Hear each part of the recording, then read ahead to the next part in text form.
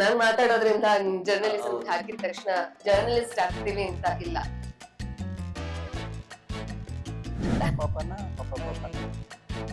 Actually ಅಮ್ಮ ಪಾಪ, ಅಮ್ಮ ಬಡ ಮಾತಾಡ್ತಾರೆ, ಬಟ್ ಅಮ್ಮ ಪಾಪ, ಕೆಲವೊಂದ್ಸಲ ಅಪ್ಪನೂ ಪಾಪ.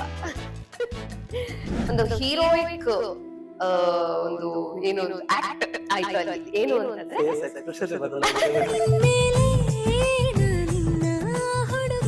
ತುಂಬಾ ಜನ ಲೈನ್ ಹೊಡಿತಾ ಇದ್ರು.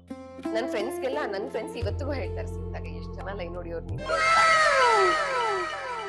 ಕ್ಯಾಮ್ರಾ ಮುಂದೆ ಬರ್ತೀರಾ, ಇದೊಂದು ಹೇಳಿದ್ರೆ ನಮ್ಗೊಂದ್ ಛಲ ಬರುತ್ತೆ. ಇಲ್ಲ ಓಕೆ, ನಿಮ್ ಆಕ್ಟಿಂಗ್ ಚೆನ್ನಾಗಿ ಮಾಡ್ತೀರಾ, ಭಾವನೆಗಳು ಚೆನ್ನಾಗಿದೆ, ಎಕ್ಸ್ಪ್ರೆಷನ್ಸ್ ಚೆನ್ನಾಗಿದೆ, ಎಲ್ಲ ಚೆನ್ನಾಗಿದೆ, ಆದ್ರೆ ಹೈಟ್ ಒಂದ್ ಸ್ವಲ್ಪ 4 ವರ್ಷ ಈ ಇಂಡಸ್ಟ್ರಿ ಇದೀನಿ ಅಂತಂದ್ರೆ ಅದಕ್ಕೆ ಕಾರಣ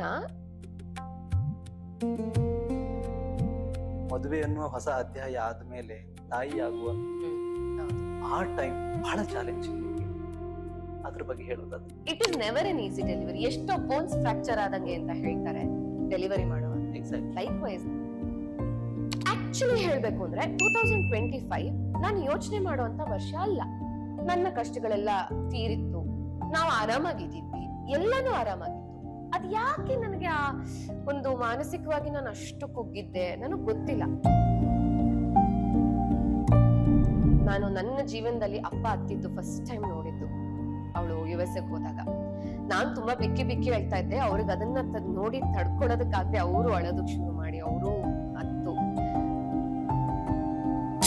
ನಂಗೆ ಆ ಕುಂದಾಪುರ ಅಂದ ಕೂಡ್ಲೆ ನನಗೆ ಫಸ್ಟ್ ಬರೋದು,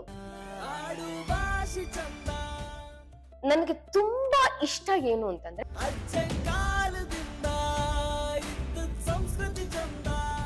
ಅದು ಎಂತದೋ ಒಂದು ಸ್ಯಾಟಿಸ್ಫ್ಯಾಕ್ಷನ್. ನಂಗೆಲ್ಲ ನನ್ನ ಎಲ್ಲಾ ಚೈಲ್ಡ್ಹುಡ್ ಮೆಮೊರಿ ಕಣ್ಮುಂದೆ ಬಂದು ಹೋಯ್ತು.